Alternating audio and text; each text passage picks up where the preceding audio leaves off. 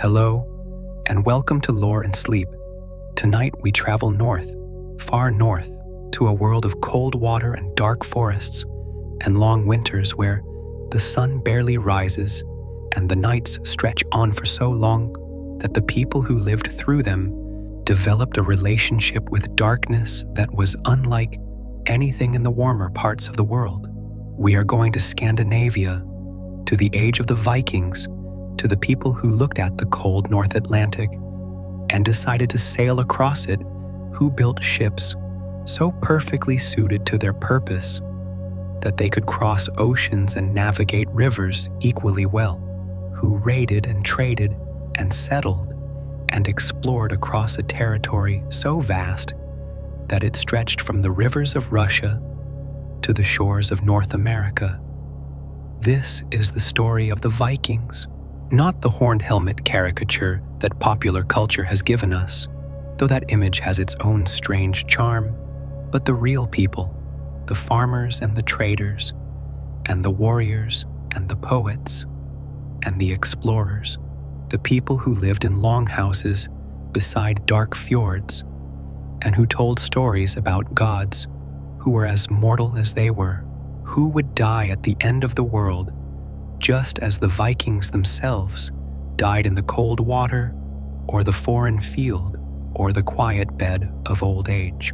These were people of extraordinary complexity and extraordinary contradiction, capable of great violence and great artistry, of brutal raids and careful scholarship, of a practicality that bordered on ruthlessness, and a spiritual life of remarkable depth and beauty. It is a story that belongs to the night. The Vikings understood the night better than most. Their mythology was full of darkness, full of wolves at the edge of the firelight, and serpents in the deep water, and the creeping cold that would one day swallow even the gods. But it was also full of the particular beauty that darkness gives to things, the way firelight looks when there is nothing else, the way stars look from a ship far from any shore, the way the northern lights move across a winter sky, like something alive and purposeful and beyond understanding. If these journeys bring you calm, I invite you to like this video, subscribe to the channel, or leave a quiet thought in the comments below. It helps others find their way here, one sleepy soul at a time. But for now, there is nothing you need to do. Let your body grow heavy. Let your breathing slow. Let the cold northern sea come to you, dark and wide and ancient, and let the long ships move across it in the dark. Let us begin. The land that produced the Vikings was not a gentle land.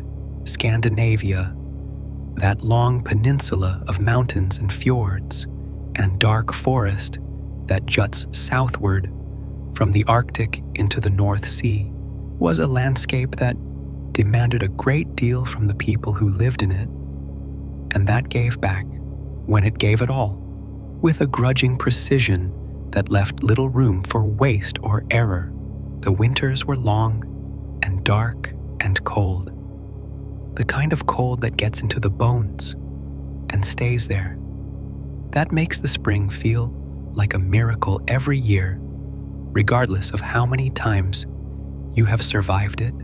The growing season was short, the arable land was limited, the sea was always present, always audible, always offering both danger and possibility.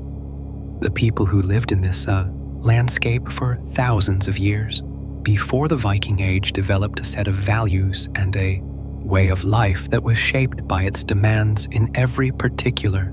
They were practical because impracticality in that environment could kill you. They were tough because toughness was not a virtue so much as a requirement. They valued skill because skill was what stood between you and the cold. And they valued courage, not in the abstract philosophical sense that some cultures celebrated, but in the immediate concrete sense of being willing to do what needed to be done regardless of the personal cost, because in a landscape as unforgiving as theirs, hesitation and timidity were often fatal. The fjords were the defining geographical feature of the Norwegian coast, and they shaped the Viking relationship with the sea in ways that were fundamental. A fjord is a long, narrow arm of the sea, cutting deep into the mountainous coastline, formed by glaciers during the last ice age, with steep walls rising hundreds of meters on either side and dark deep water at the bottom. The fjords were highways, the only practical routes through a landscape where the mountains made overland travel extremely difficult, and the communities that grew up along their shores were naturally oriented toward the water, toward boats and fishing and the sea, as a way of connecting with a wider world. A child growing up beside a fjord learned to handle a boat before they learned many other things, because boats were not optional equipment, but the basic infrastructure of daily life. The Scandinavian climate also contributed to the Viking Age in a way that is sometimes overlooked. The period roughly between 800 and 1100 of the Common Era, the period that historians call the Viking Age, coincided with a warm period in European climate history, the medieval warm period, during which temperatures across the North Atlantic were somewhat higher than they had been before or would be afterward. This warming made agriculture somewhat more productive in Scandinavia, which supported a larger population, and it made North Atlantic navigation somewhat easier, reducing the severity and frequency of the worst storms, and making the crossing of the open ocean marginally less lethal than it would otherwise have been. The timing of the Viking Age was not purely a matter of cultural development, it was also a matter of climate. The population growth that the Viking Age both produced and depended on created pressure on the limited agricultural land of Scandinavia, and this pressure was one of the most important drivers of Viking expansion. When there is not enough land to divide among the children of a family, the younger sons in particular have choices to make. They can stay and accept a diminished position. They can find some other way to prosper within the existing community, or they can go. Many of them went, and the direction they went was determined by geography, by wind patterns and ocean currents, and the location of places where surplus wealth was available to those willing to take it. The monasteries of Ireland and England, wealthy and largely undefended in an era before anyone in Western Europe had thought seriously about seaborne raids from the north, were among the first and most memorable destinations. The social structure of Viking Age Scandinavia was organized around three basic categories of people. The jarls were the aristocracy, the great landowners and chieftains who commanded loyalty and led war bands, the people whose ancestors had accumulated wealth and whose descendants expected to maintain it. The carls were the free farmers and craftsmen, the backbone of Scandinavian society, people who owned their own land and had legal rights, and participated in the things, the assemblies, where community decisions were made and disputes were resolved, and the thralls were the enslaved, people who had been captured in raids or born into slavery, who had no legal rights, and whose labor supported the households of those above them. The thing, that institution of communal self-governance, is one of the most interesting aspects of Viking society and one of its most democratic elements, at least by the standards of the medieval world. The thing was an assembly where free men gathered to settle disputes, make laws, and decide matters of collective importance. The oldest and most famous of these assemblies was the Althing of Iceland, founded in 930, which is often described as the world's oldest parliament, a claim that requires some qualification but that captures something true about the remarkable degree of communal self-governance that characterized Icelandic society in particular, and Viking society more generally, in a world dominated by kings and emperors, and the absolute authority of powerful individuals. The thing represented a genuinely different approach to collective decision-making, one that gave ordinary freemen a voice in matters that affected them. The longhouse was the physical center of Viking social life, the building around which everything else organized itself. A typical longhouse was a long, narrow building, sometimes 30 or 40 meters in length, with walls of wood or stone and a roof of turf or thatch, a single large space inside divided by the placement of furniture and activity rather than by walls. The central hearth ran down the middle of the building, providing heat and light and the space for cooking, and the smoke rose to escape through holes in the roof or simply to hang in the upper reaches of the building in the way that smoke did in all pre-chimney architecture, gradually blackening the roof and filling the air with a smell that everyone in the house was so accustomed to that they no longer noticed it. People slept along the sides of the longhouse, on platforms that served as benches during the day, and the animals were sometimes housed in an attached section at the end, providing additional warmth in the coldest months. It was a life lived in close proximity to other people and to the domestic animals that were both a source of food and a measure of wealth, and it produced a culture that was communal in its basic orientation, that valued the bonds of the household and the obligations of hospitality in a landscape where isolation could be fatal. The mythology that the Vikings created to explain their world was as distinctive as the landscape that produced them, as dramatic and as unsparing, as beautiful and as brutal, as deeply human in its concerns and as cosmic in its scope. The Norse myths are among the richest and most complex mythological traditions that have survived from the ancient world, and they are remarkable for the way they hold together what seem like contradictory qualities: a profound appreciation for courage and heroism, alongside a clear-eyed acknowledgement that courage and heroism are not enough, that the world is larger and more powerful than any individual or any god, and that the end of everything is already written in the fabric of creation. At the beginning of the Norse cosmos, there was nothing except a great void called Ginnungagap, the yawning gap, an emptiness so absolute that it makes the Greek concept of chaos seem almost cozy by comparison. In the north of this void was Niflheim, the world of ice and mist, cold beyond imagining, and in the south was Muspelheim, the world of fire burning with a heat that had no object and no purpose, where the ice and the fire met in the middle of the void. The heat of the south touched the ice of the north, and the melting produced a being, the first being, a giant named Ymir, from whose body the world would eventually be made.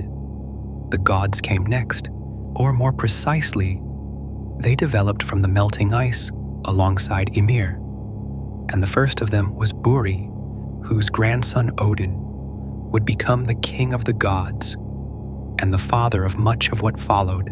Odin and his brothers killed Ymir, and from his body they made the world. His flesh became the earth, his blood became the sea, his bones became the mountains, his skull became the sky, held up at the four corners by four dwarves. His brain became the clouds.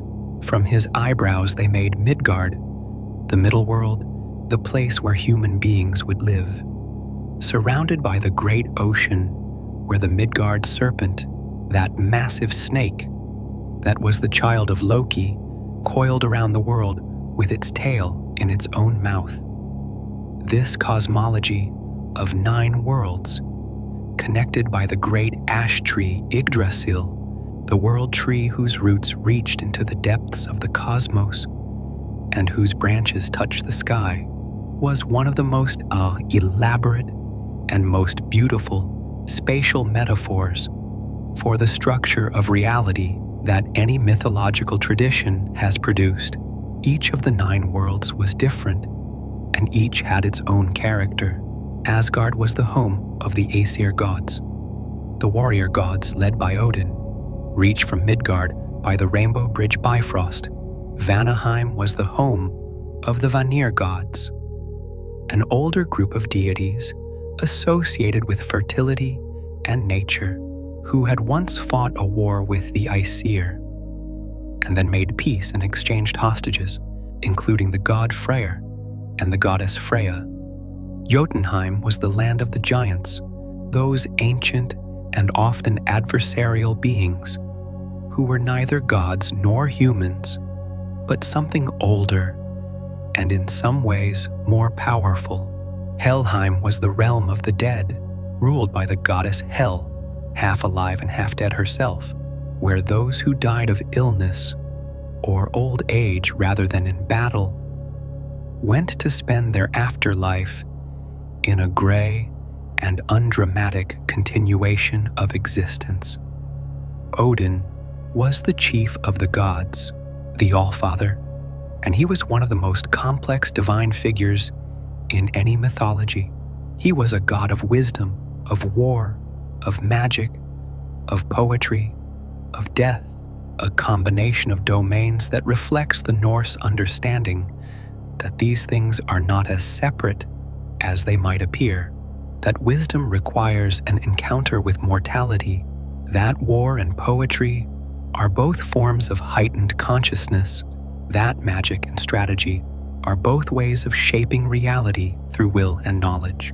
Odin hung himself on the world tree for 9 days and nights, wounded by a spear, to gain the knowledge of the runes, the ancient writing system that was also a magical system, a sacrifice of himself to himself, in exchange for wisdom that he then shared with humanity.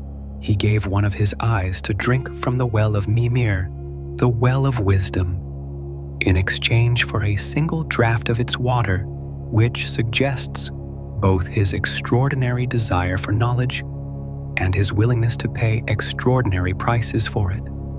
Thor was the most popular of the Norse gods among ordinary people, the great hammer-wielding protector of Midgard, the enemy of the giants, the god who stood between the human world and the forces of chaos that threatened to overwhelm it. He was not subtle or clever, unlike Odin, but he was enormously powerful and entirely reliable in the application of that power, and his reliability was what made him beloved. He drove across the sky in a chariot pulled by 2 goats, and the rumble of thunder was the sound of his chariot wheels and his hammer Mjolnir, which he used with the straightforward effectiveness of a god who did not need strategy because he had overwhelming force. His red beard and his enormous appetite and his sometimes comic inability to solve problems that required finesse rather than strength made him the most human of the gods, the one who made people laugh as well as pray. Loki was the most fascinating and the most dangerous figure in Norse mythology, the trickster god whose cleverness was always threatening to tip over into malice, whose solutions to problems always seemed to create new problems, whose fundamental nature was so unstable that he eventually stopped being an occasional troublemaker and became an agent of the world's destruction. He was not purely evil in the beginning. The early myths show him helping the gods as often as hindering them, using his extraordinary cleverness to get them out of situations that his cleverness had often gotten them into in the first place. But as the mythology developed, Loki grew darker, and his crimes became more serious, and the gods bound him underground with the entrails of his own son, a serpent dripping venom on his face for eternity. Or until Ragnarok, the doom of the gods, when he would break free and sail to the final battle on a ship made from the fingernails of the dead. Ragnarok was the end of everything, the great twilight of the gods that the Norse mythology described with a specificity and a melancholy that is unlike anything in other mythological traditions. The gods knew it was coming. They could see the signs. The great winter that would last 3 years without summer, the breaking of the bonds that held the most dangerous beings in check, the coming of the wolf Fenrir, and the Midgard serpent, and Loki, free from his imprisonment. The gods would fight bravely. Odin would fight the wolf Fenrir and be swallowed, and Odin's son Vidar would tear the wolf apart in revenge. Thor would kill the Midgard serpent and then fall dead from its poison, taking 9 steps before the venom reached his heart. Freyr would fight without his sword and die because of its absence. Most of the gods would die. The world would burn and sink into the sea, and then, in one of mythology's most unexpected turns, a new world would rise from the water, green and fertile, and the surviving children of the dead gods would find each other and begin again. This ending that is also a beginning. This cosmology that builds Ragnarok into the structure of creation and then provides for what comes after it reflects something deep in the Norse understanding of the world, the sense that endings are not absolute, that destruction is part of a cycle, that the world is not fragile but resilient, that it has survived before and will survive again. If there is one object that captures the essence of the Viking Age, it is the ship, not the weapons or the helmets, or the runestones, or the elaborate gold jewelry, but the ship, the vessel that made the Viking Age possible and that represented the highest achievement of Norse technology, the thing they built better than anyone else in the world of their time. The Viking longship was not just a boat. It was an engineering achievement of the first order, a product of centuries of accumulated knowledge and refinement, and a cultural symbol of such power that ships were buried with the dead, drawn on stones, described in poetry, and given names. The way that horses and swords were given names, the longship was designed to solve a specific set of problems. It needed to be fast under sail in the open sea, where speed meant survival in bad weather and advantage in the approach to a target. It needed to be maneuverable under oars in shallow waters, rivers and harbors, where the wind could not be relied upon, and where the ability to move precisely in any direction was essential. It needed to be light enough to be dragged across land between river systems, a technique called portaging that the Vikings used to navigate the river networks of Russia and Eastern Europe, and it needed to be flexible enough to survive the enormous stresses of North Atlantic storms without breaking apart. The solution the Norse shipbuilders developed was the clinker-built hull, a construction technique in which overlapping planks of split wood were fastened together and then caulked with animal hair and tar, creating a hull that was both strong and flexible, that could absorb the twisting forces of rough seas by flexing slightly rather than resisting rigidly. The keel was a single long piece of wood that ran the entire length of the ship and gave it directional stability and the shallow draft. The small distance between the waterline and the bottom of the hull allowed the ship to be sailed in very shallow water and beached directly on a shore without a harbor. The combination of these features produced a vessel that could cross oceans and navigate rivers with equal facility, a versatility that no other ship of the period could match. The great ship burials of Scandinavia have given us physical examples of Viking ships that are among the most remarkable archaeological objects in the world.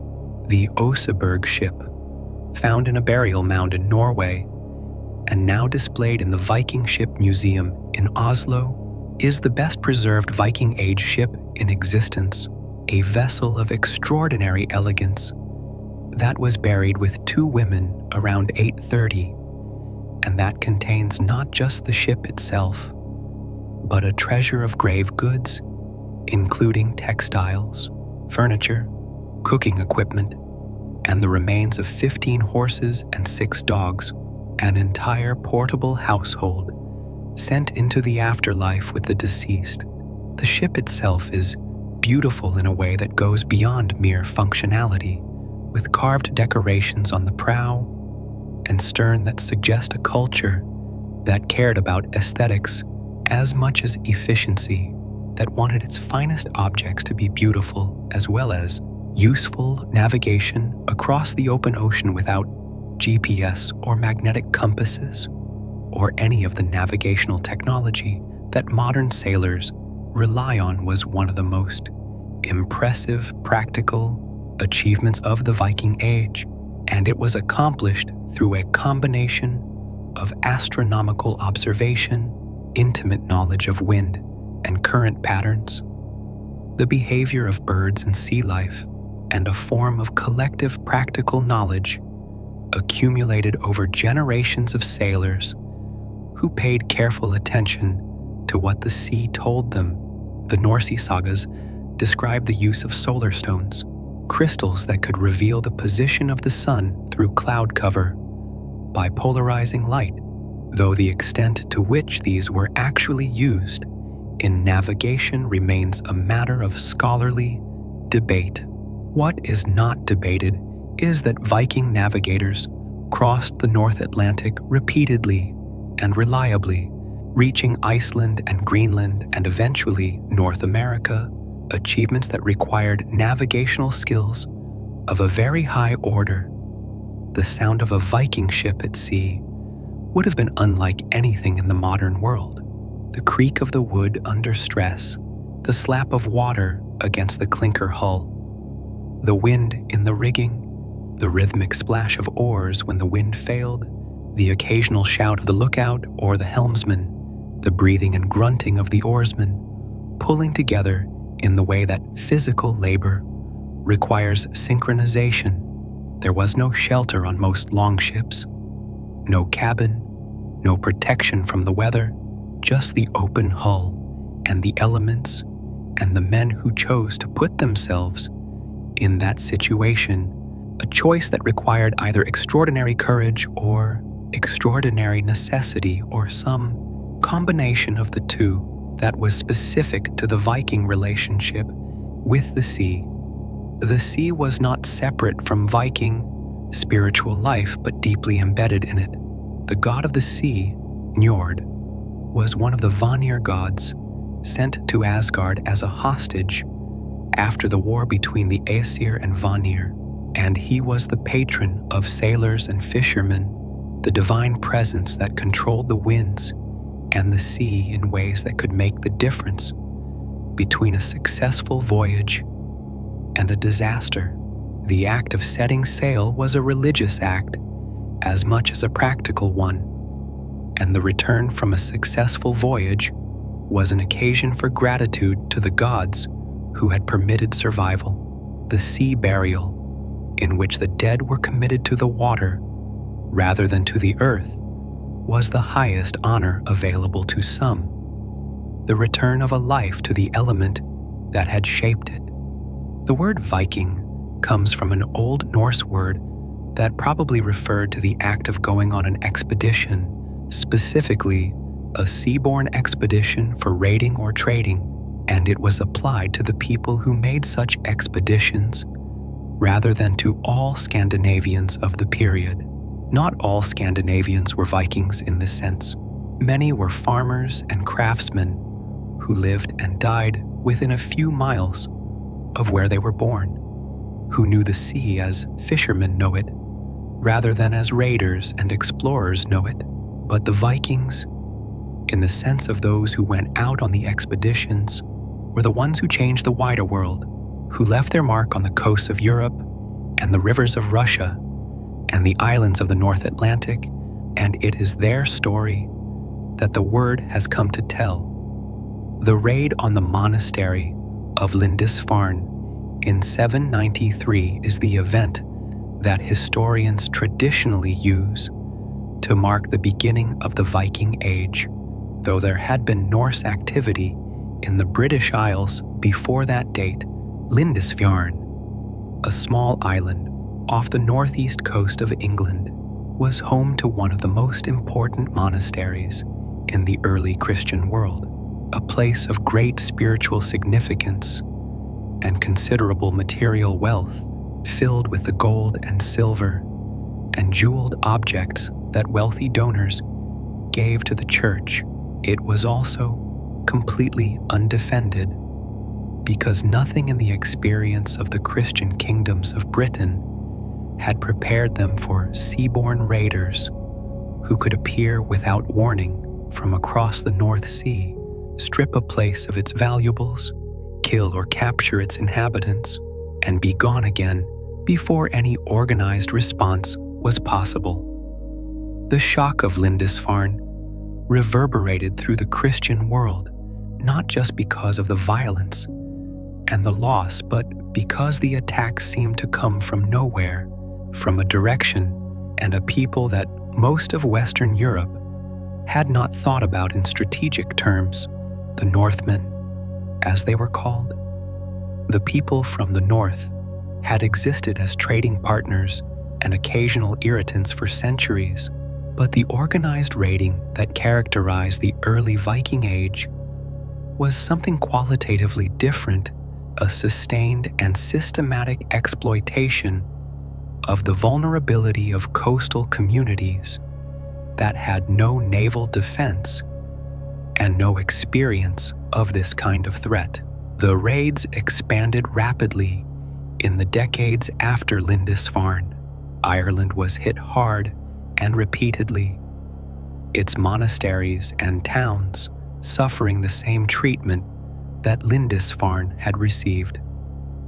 Though the Irish sometimes fought back with greater effectiveness than the English, the coast of France, the Frankish Empire, was raided from the Seine to the Loire, and Viking forces sailed up the great rivers to attack cities far inland, reaching Paris itself in 845 and extracting an enormous ransom from the Frankish king to persuade them to leave.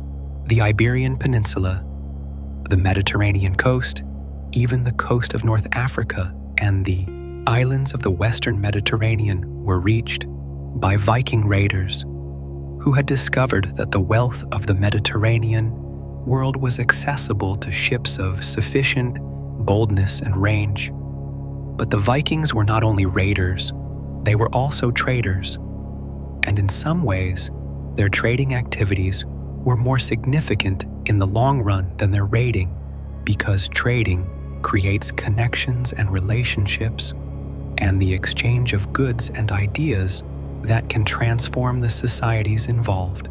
The trade routes that the Norse established, particularly in the east through the river systems of Russia, were among the most important in the medieval world, connecting the Scandinavian north with the Byzantine Empire in Constantinople and with the Islamic Caliphate in Baghdad, allowing the movement of furs and slaves and amber from the north in exchange for silver and silk and spices from the south.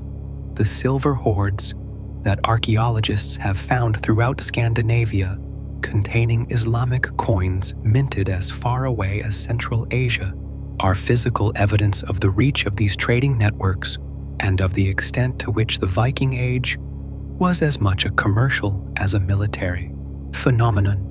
The settlement of Iceland is one of the great stories of Viking expansion, a deliberate colonization of an uninhabited island in the middle of the North Atlantic that established a new society from scratch and produced a literary culture of extraordinary richness.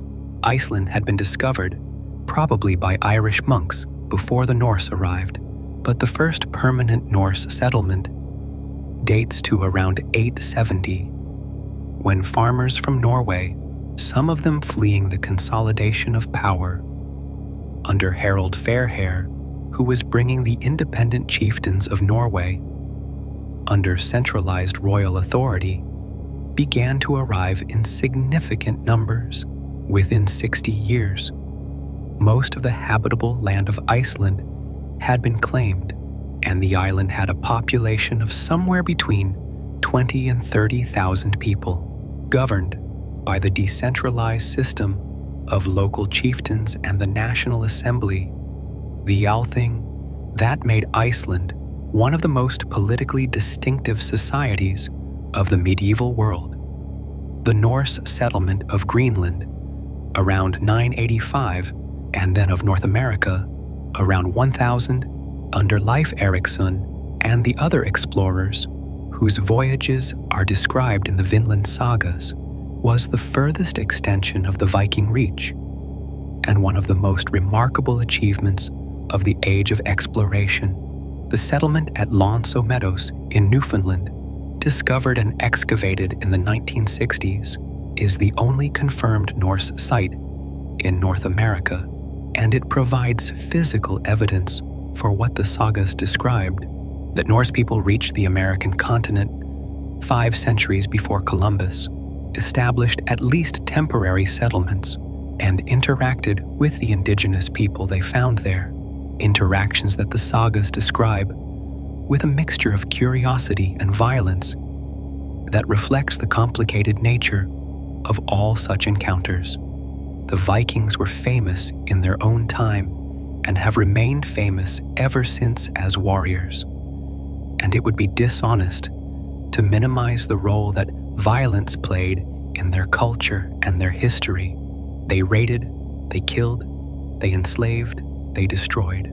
The terror that their appearance on the horizon of a coastal community produced was real and justified, and the suffering they caused was extensive. But the Viking relationship with violence was more complex than the popular image suggests, shaped by a code of values and a set of social expectations that gave combat a specific cultural meaning rather than treating it as simply a means to an end. The ideal Viking warrior was not simply brave. Bravery alone was common enough. The ideal was a man who was brave in a specific way, who faced death and danger with a calm that bordered on indifference, who did not flinch or complain, who understood that death in battle was not a misfortune, but an appropriate end for a warrior's life, and who maintained his dignity and his humor in the face of whatever the world threw at him. The Norse word that comes closest to capturing this quality is hugr, which might be translated as spirit or courage, but which implies a kind of unshakable composure in the face of difficulty that goes beyond simple bravery. The sagas are full of characters who face death with wit, who make a joke or a cutting observation in the moment before they die, who refuse to give their enemies the satisfaction of seeing fear. The weapons that Viking warriors carried were both practical tools and symbols of status. The sword was the most prestigious weapon, expensive to produce, requiring skilled smiths and high-quality iron, and therefore associated with men of wealth and consequence. A good sword was given a name, passed down through generations, and treated with something approaching reverence. The axe was the more common weapon, cheaper to produce, and in some ways more effective as a tool of war. The weapon of the ordinary warrior who could not afford a sword The spear was used both as a weapon and as a symbol of Odin, who was called the spear shaker, and the bow was used in hunting and in the opening phases of battle. Shields were round and made of wood, with an iron boss in the center, and armor for most warriors consisted of thick leather or, for the wealthier, chainmail. The berserkers were the most extreme expression of the Viking warrior culture, fighters who were said to enter a battle frenzy in which they felt no pain and no fear, who fought with an abandonment that was terrifying to their enemies and sometimes dangerous to their own side. The word berserk, which we still use today to mean out of control or wildly violent, comes from these men, and the Norse sources describe their frenzy with a mixture of admiration and unease that suggests even the Vikings found them disturbing. Whether the berserker state was achieved through ritual, through psychological techniques, through the consumption of substances, or through some combination of all of these is still debated, but the phenomenon itself was real enough that it appears in many independent sources. The ships of the dead, those great burial vessels that the Norse archaeological record has given us, tell us something important about how the Vikings understood the relationship between the living and the dead. The belief that the dead needed equipment for the journey and the life to come was shared across many cultures, but the Viking practice of ship burial, placing the dead in a vessel, along with everything they would need, reflects the specifically Norse understanding that the afterlife was a continuation of the earthly life in a different realm, that Valhalla was not an abstract spiritual state, but a place where dead warriors ate and drank and trained for Ragnarok, and that the queen or chieftain, buried in the Oseberg ship, would need her sledge and her cooking pots and her horses on the other side. Valhalla, the Hall of the Slain, was the destination of warriors who died in battle, chosen by the Valkyries, those divine female figures who moved through the carnage of the battlefield, selecting the bravest and most deserving of the dead. In Valhalla, under the rule of Odin, the chosen dead, the Einherjar, fought and feasted in an eternal cycle, practicing for the final battle of Ragnarok, healing their wounds each evening and spending their nights in the great hall with the gods. This vision of the afterlife was deeply military in its values, and it served a specific social function, making death in battle not just acceptable, but desirable, giving warriors a reason to fight without the caution that self-preservation might otherwise demand. A warrior who believed that dying bravely in battle led to Valhalla was a warrior who would take risks that a warrior focused only on survival would not. One of the least expected things about the Vikings is that they were also among the great literary producers of the medieval world. The Norse sagas, those long prose narratives written mostly in Iceland in the 12th and 13th centuries, but describing events from the Viking Age, are among the masterpieces of medieval literature, works of remarkable sophistication and psychological depth that have been compared to the ancient Greek epics in their scope and to the realistic novel in their technique.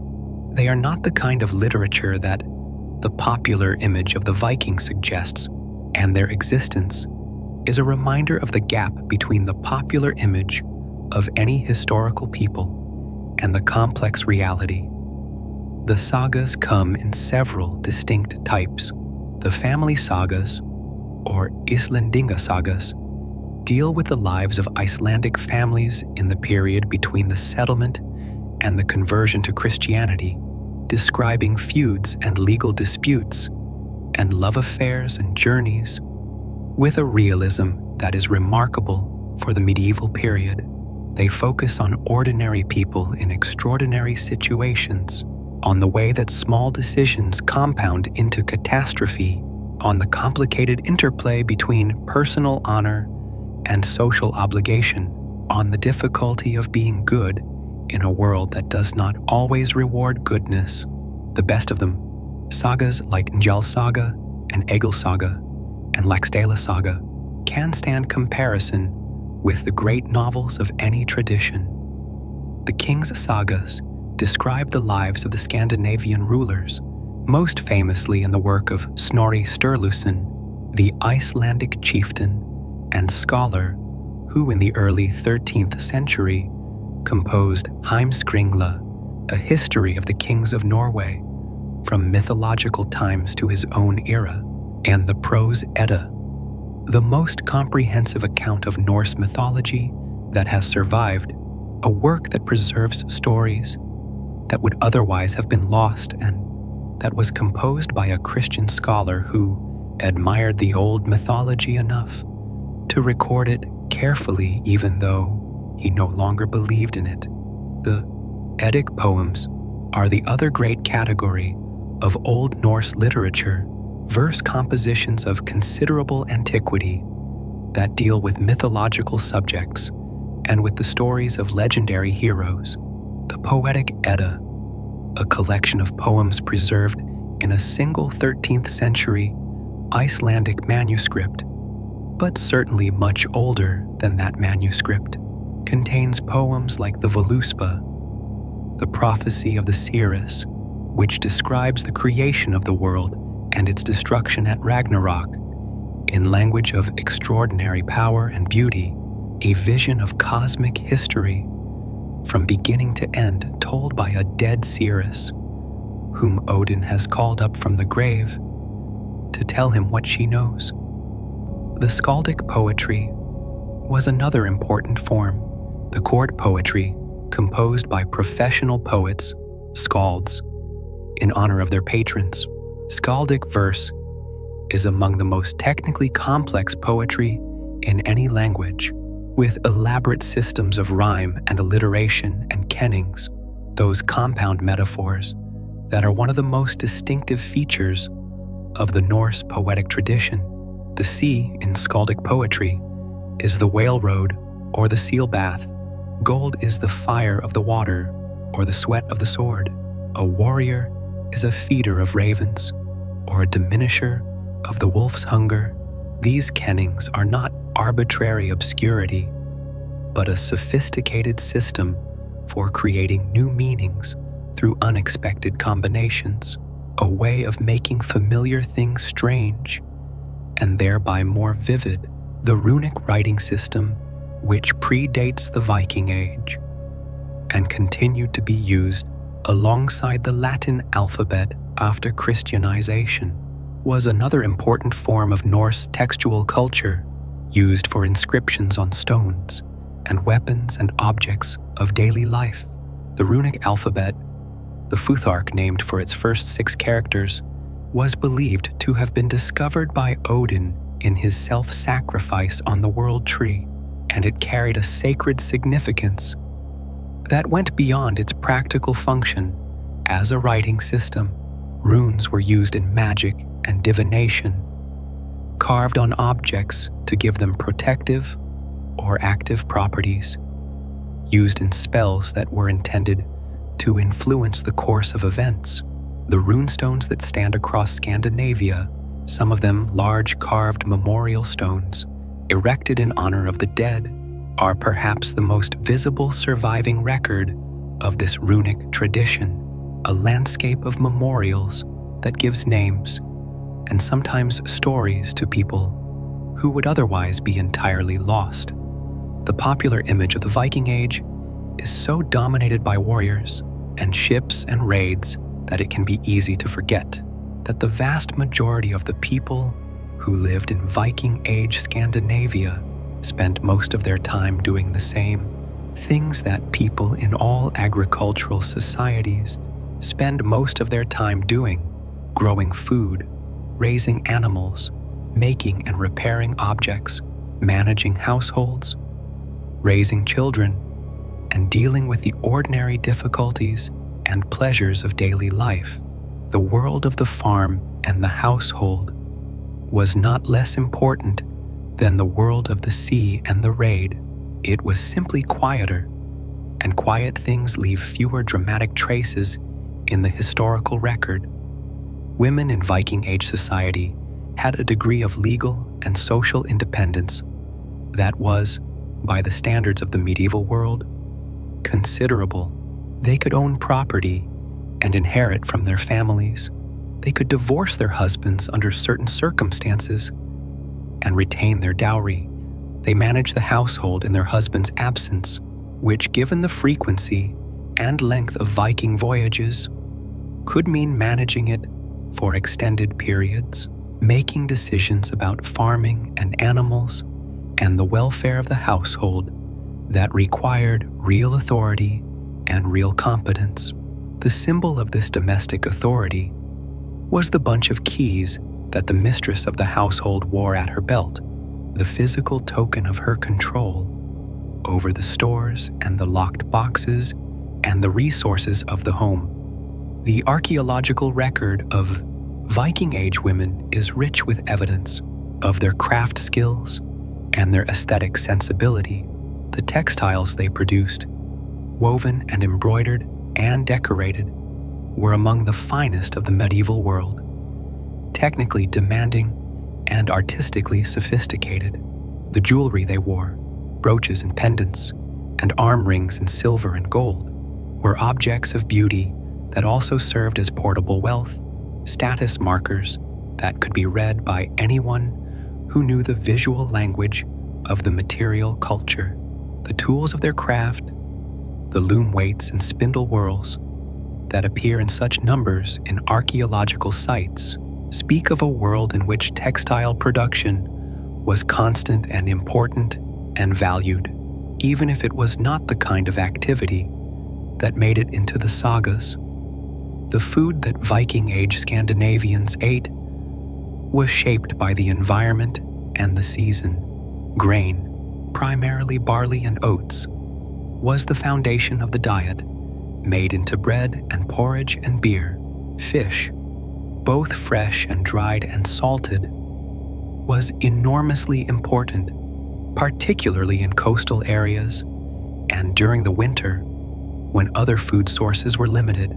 Dried and salted cod, the product of the rich fishing grounds of the Norwegian coast, was a trade commodity as well as a food source. One of the exports that the Norse took to the markets of Europe, meat from domestic animals, cattle and sheep and pigs, was consumed but was often reserved for special occasions or for the wealthy, since slaughtering an animal meant losing a source of milk or wool or labor that might be more valuable than the meat. Wild game, berries, nuts, and other gathered foods supplemented the diet in the ways that they have supplemented agricultural diets throughout human history.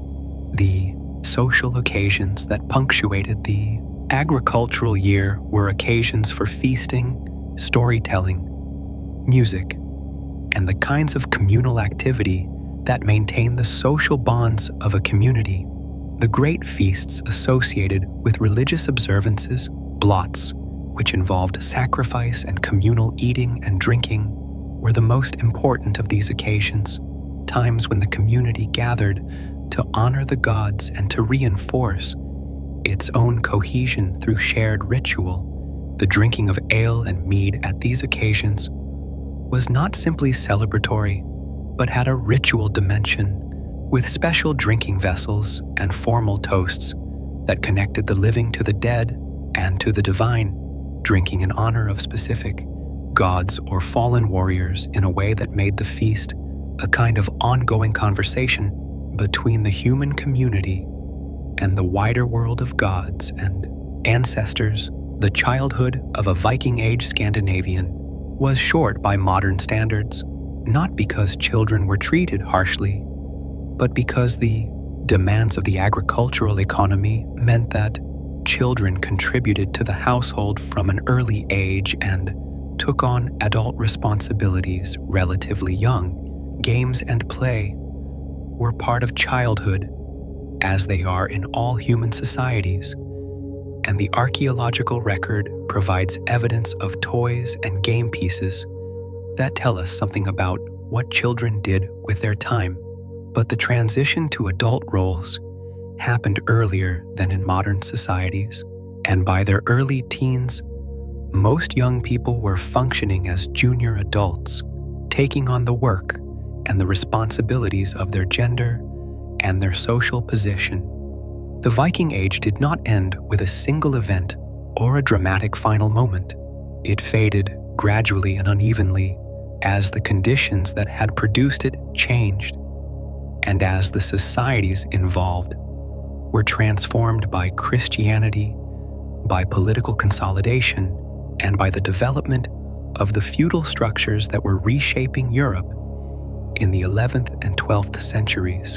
The raids became less frequent and less productive as coastal communities developed better defenses, and as the element of surprise that had made the early raids so effective was replaced by a general alertness to the Norse threat. The trade routes continued, but in modified forms, as the Norse were integrated into the broader trading networks of medieval Europe, rather than operating as independent and sometimes predatory outsiders. The conversion of Scandinavia to Christianity was one of the most significant transformations of the Viking Age, and it happened gradually over the course of the 10th and 11th centuries, beginning in Denmark and spreading to Norway and Sweden, and eventually to Iceland and Greenland. The conversion was not simply a change of religion, but a change of culture, a shift in the values and the worldview and the social practices of entire societies. The warrior ethic of the Old Norse religion, with its celebration of battle death and its vision of Valhalla as the highest destination available to a man, was replaced by the Christian ethic that valued humility and mercy and the hope of salvation rather than the glory of combat. The sagas that preserved the old mythology were written by Christian authors who admired the old tradition enough to record it, even while they no longer believed in it, and this fact helps explain both the richness of the surviving Norse mythological record and its particular character, a tradition preserved in amber by a culture that had moved beyond it. The Norman conquest of England in 1066, perhaps the most consequential single event in English history, was in a direct sense a Viking legacy. The Normans, whose name means Northmen, were the descendants of Viking raiders who had settled in northern France in the 10th century, converted to Christianity, adopted the French language and culture, and then, 2 or 3 generations later, produced William the Conqueror, who crossed the English Channel and defeated the English King Harold at the Battle of Hastings. The transformation of the Northmen into the Normans within a few generations is one of the most striking examples of Viking cultural adaptability, the capacity to absorb and be absorbed by the societies they encountered while maintaining a core of energy and ambition that expressed itself in new ways, in new contexts. The Viking influence on the English language is still present and audible in words that English speakers use every day without thinking about their origins. Sky, window, knife, husband, egg, anger, bag, cake, call, die, fellow, flat, get, give, guess, hit, law, leg, loan, odd, raise, root, same, sister, skin, skill, skull, take, they, them, their, thrive, ugly, want, weak, wrong. All of these words and hundreds more come from the Old Norse of the Viking Age. absorbed into English during the period of Scandinavian settlement in the Danelaw, that large area of northern and eastern England that was under Norse control for much of the 9th and 10th centuries. The place names of this region, names ending in by meaning farm or village, in Thorpe meaning smaller settlement, in Thwaite meaning piece of ground, are a linguistic map of where the Norse settled and how thoroughly they became part of the English landscape. The Viking legacy in Russia is less well known in the Western world, but equally significant. The Norse who traveled the eastern rivers, sometimes called the Varangians, established trading posts and eventually political control over the Slavic peoples of the river systems, founding or developing the cities of Novgorod and Kiev, and establishing the political entity that we now call Kievan Rus, the ancestor of the modern states of Russia, Ukraine, and Belarus. The name Rus itself may derive from a Norse term for the rowing men, the people who came in their boats from the north, and it is one of those historical ironies that the vast land and culture of Russia traces part of its foundation to the same Scandinavian people who were raiding the monasteries of England. At roughly the same time, the Varangian Guard, that elite unit of the Byzantine Imperial Army, composed of Norse warriors who had traveled all the way to Constantinople along the eastern river routes, was one of the most remarkable expressions of Viking mobility and adaptability. These men served the Byzantine emperor as his most trusted soldiers, known for their loyalty and their fighting ability, and they left their mark on Constantinople in the form of runic inscriptions carved into the marble of the Hagia Sophia, those great church turned mosque turned museum where Norse soldiers who had come to the eastern end of the Mediterranean world scratched their names into stone during moments of boredom or contemplation, leaving evidence of their extraordinary journey that survived for 1,000 years. The rediscovery of the Viking Age in the 19th century, when romantic scholars and artists became fascinated with the Norse past and produced an enormous body of work, interpreting and reimagining it, created the popular image of the Vikings that we still live with today, an image that mixes real elements with invented ones in proportions that vary from work to work. The horned helmets, which were not actually worn by Viking warriors, but which appear in 19th century paintings and operas, are perhaps the most famous invention, a theatrical detail that stuck because it captured something people wanted to believe about the Norse character, wild and pagan and dramatic. The real helmet that has been found from the Viking Age, the one from Geirmundbu in Norway, is a simple rounded iron cap with a guard for the eyes and nose, practical and undecorated and much less dramatic than the horned version. What is not invention is the extraordinary range and reach of the Viking Age, the fact that these people from the cold north touched almost every part of the known world of their time, from North America to Central Asia, from the Arctic to the Mediterranean, from the river systems of Russia to the islands of the Atlantic.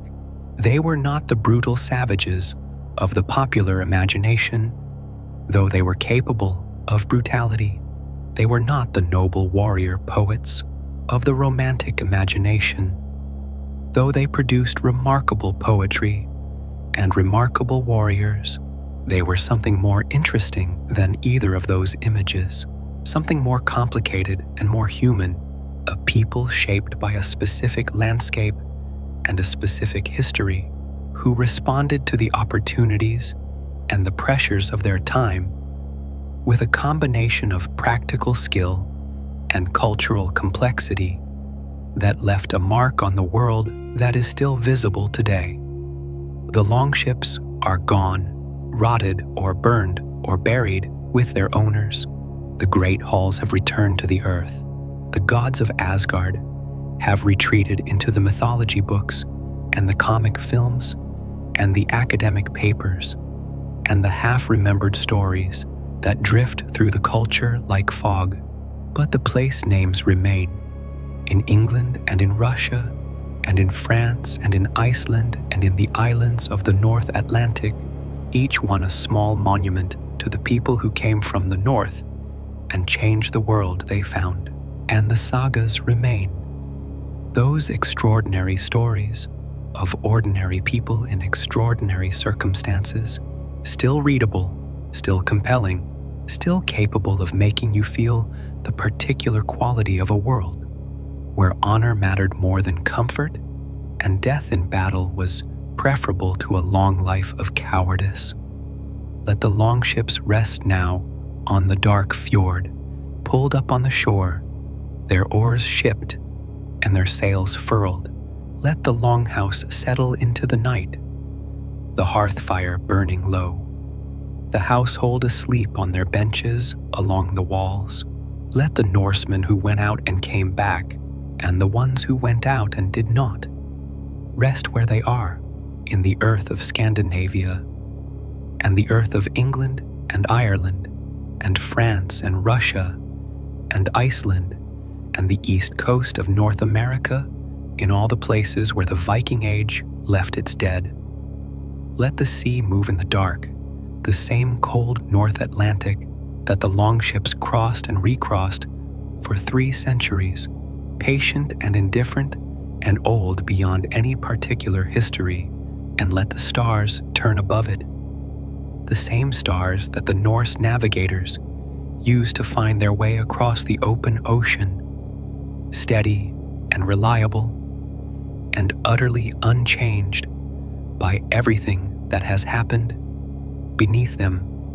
The Viking Age is over, but the night remains and the sea remains. And so, tonight, can you?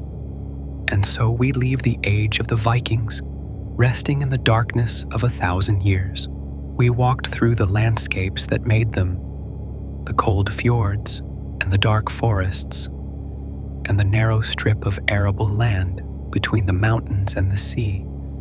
That was never quite enough for the people who needed it. We heard the ships in the water, those extraordinary vessels that made the Viking Age possible, and we understood something of what it meant to trust your life to a wooden hull and an understanding of wind and current that had been passed down through generations of sailors who paid attention to what the sea told them. We met the gods, Odin and Thor and Loki, and all the complicated divine presences that the Norse imagined into the world. Gods who were mortal in the way that the Vikings themselves were mortal. Gods who knew the end was coming and who faced it with the same composure that the ideal Viking warrior was supposed to face his own death. We sat in the longhouse by the fire and listened to the sagas, and we understood that these were not simple people, but complex ones, capable of great violence and great beauty, of raiding and trading, of conquest and poetry, of the kind of ruthless practicality that survival in a cold landscape requires, and the kind of aesthetic sensibility that produced the Oseberg ship and the Eddic poems. These are human stories. They were always human stories. The helmets were simpler than we imagine, and the people were more complicated. If this journey brought you some calm, you might like the video, or subscribe to the channel, or leave a small, quiet comment below. It helps others find their way here, and every person who finds their way here is one more person sleeping a little more gently tonight. There is another story waiting for you on the screen. You can simply let it play and let the night continue and let the ancient world keep talking in its old, slow voice. But for now, there is nothing left to follow. The fjord is dark. The longhouse is quiet. The fire has burned down to coals. Let your jaw unclench. Let your shoulders drop. Let your hands open slowly. The way hands open when the day has given everything it has, and the night has finally arrived to take over. Let your breathing find its own quiet rhythm, slow and steady, in and out, like the cold northern sea moving against the dark shore. Like it has always moved, patient and old, and absolutely indifferent to the passage of time. Sleep well, and good night.